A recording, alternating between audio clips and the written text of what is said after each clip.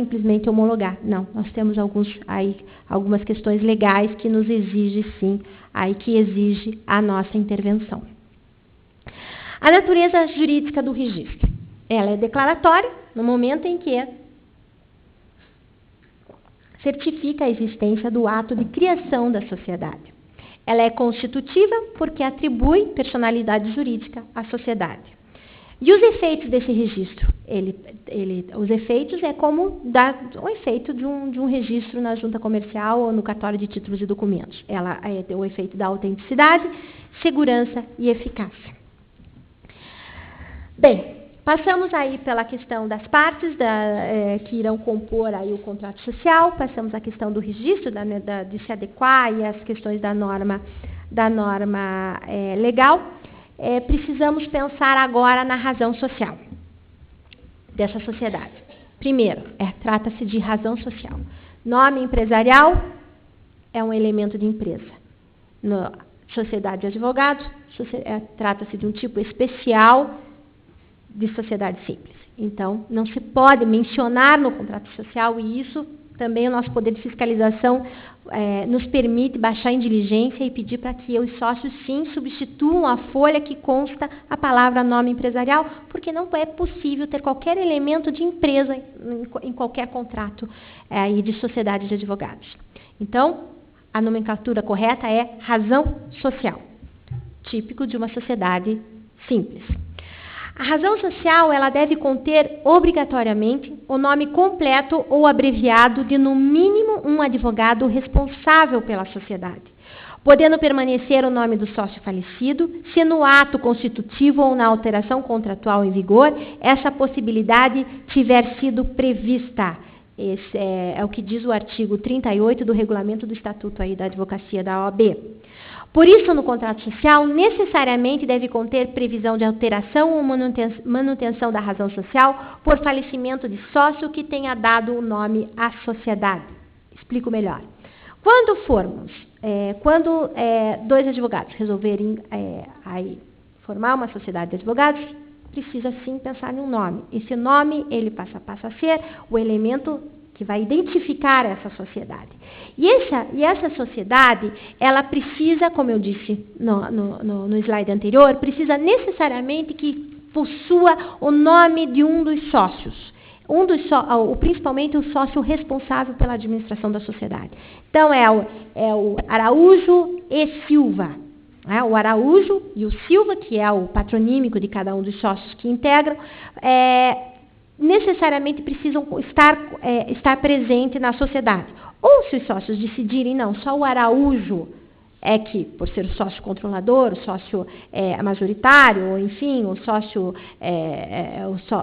fundador da sociedade, é que constará na razão social. Ok, é uma decisão entre as partes, isso a ordem não interfere. O importante é que contenha, sim, que o nome, que a razão social contenha pelo menos um responsável pela sociedade, que seja o nome patronímico, o nome completo, o patronímico, ou uma abreviação do primeiro nome, mas o patronímico sim precisa ser por extenso.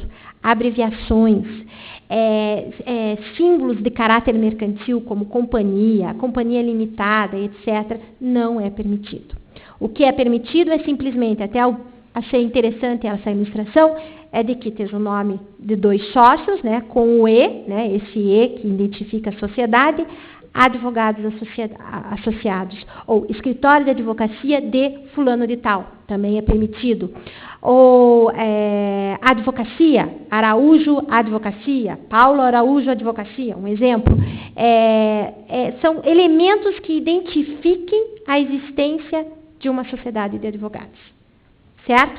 Então, é permitido o uso do símbolo E, como conjuntivo dos nomes de sócios que constarem da denominação, mas é vedado o uso de abreviações, tais como companhia limitada ou qualquer outro designativo de sociedade empresária ou marca empresarial. Isso é muito claro, está muito claro no nosso artigo 2º, no inciso 9º e 10 do provimento 112 de 2006. Certo?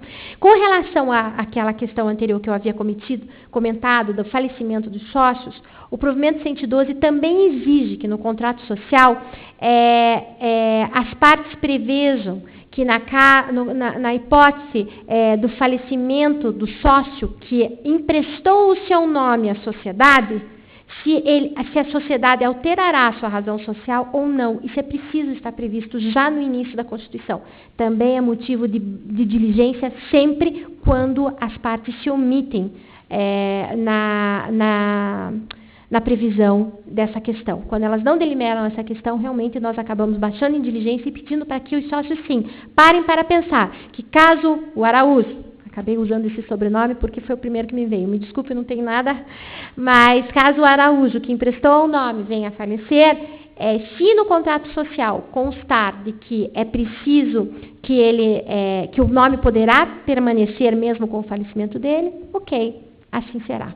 Certo? Assim permanecerá, e os herdeiros, inclusive, nada poderá se opor, porque foi uma vontade do sócio, quando ele celebrou o seu contrato social, em que a sociedade, enquanto durar a vigência dessa sociedade, permanecesse com a sua razão social, como homenagem, como reconhecimento, enfim, aí são as razões que o próprio advogado deve pensar no momento de celebrar o contrato.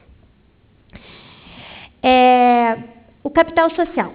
É obrigatório estabelecer o valor do capital social, sua subscrição por todos os sócios de capital, com a especificação da participação de cada um e a forma de sua integralização, também previsto no artigo 2º. Esse artigo 2º ele é o coração das sociedades, esse artigo 2º do Provimento 112 de 2006. Quando eu falo, observem bem ali, é obrigatório estabelecer o valor do capital social, sua subscrição por todos os sócios de capital. Quando o provimento 112 ele vem permitir de que existam sócios de serviço, e como a participação desse sócio de serviço é meramente com serviço, ele não passa a participar da integralização desse capital social. Então, o capital social ele é formado somente mediante a contribuição dos sócios de capital. Os sócios de serviço passa a ser uma cláusula individual que irá tratar sobre a questão da sua remuneração, que vai ser remuneração de acordo com o seu serviço prestado. E na hipótese da sua saída, exclusão, retirada, enfim, ele não tem cotas. Ele não possuirá cotas com valor de capital para ser restituído, porque ele participou meramente com o serviço. Isso também é um erro muito comum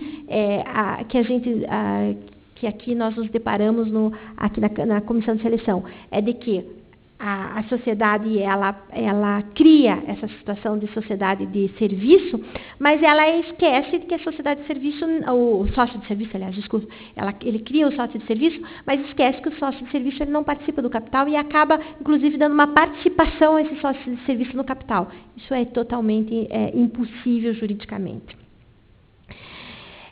Os sócios de serviço não participam, então, na formação do capital, já que a participação desse sócio é apenas com serviço, podendo ser estabelecidos direitos diferenciados, sem supressão de direito de voto qualquer dos sócios. Também trata-se de uma disposição expressa do inciso 13º, do inciso 13 do artigo 2º do Provimento 112. Então, apesar desse sócio de serviço apenas participar com serviço, de forma alguma poderá ser excluído o direito de voto em assembleia, em união de sócio. A administração. É livre a forma de administração. Isso é a regra também para as sociedades de advogados. As sociedades podem adotar qualquer forma de administração social, permitindo a existência de sócios gerentes com indicação dos poderes atribuídos. Então, é livre a forma de administração. Mas a quem cabe essa administração?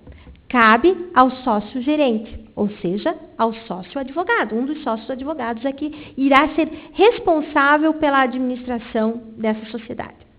Se o contrato for omisso, aí aplica-se a regra geral do Código Civil. Todos os sócios passam a ser responsáveis pela administração. certo? Mas isso não significa que os sócios não possam delegar funções próprias de administração, mas somente de administração operacional a profissionais contratados para esse fim. Também vem dizer o parágrafo 1º do artigo 3º do provimento. No contrato social, necessariamente a administração cabe, sim, aos sócios advogados. Ele será, inclusive, responsável pela direção social, como diz na sequência. Somente os sócios respondem pela direção social, não podendo a responsabilidade pessoal da administração ser conferida a pessoas estranhas ao corpo social. Por que isso? Porque qual é a função de uma sociedade de advogado? Aliás, o objeto social é exercer a advocacia. E quem exerce a advocacia? São os advogados, né? A atividade privativa da advocacia cabe aos advogados, aos inscritos na OAB. Portanto, a direção, a administração também cabe a eles. Questões operacionais, emissão de cheque, eventuais celebração de contratos de serviço, de telefonia, de copel, enfim, a questão operacional do escritório poderá sim ser delegada a uma terceira pessoa.